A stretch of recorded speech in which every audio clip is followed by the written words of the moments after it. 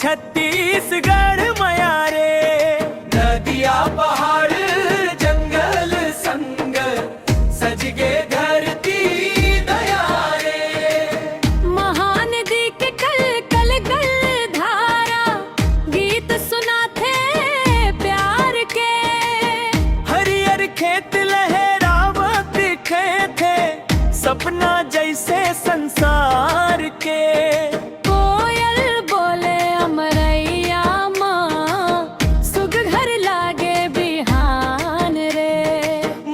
छत्तीसगढ़ महतारी तय हंस मोर पहचान रे।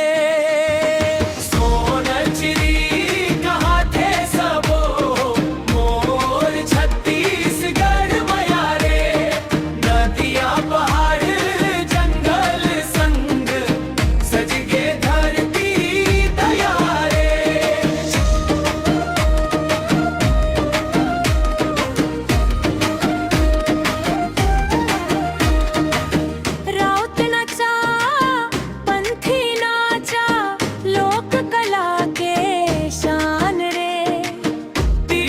पोरा हरेली संगी बढ़ावैये मन सम्मान रे।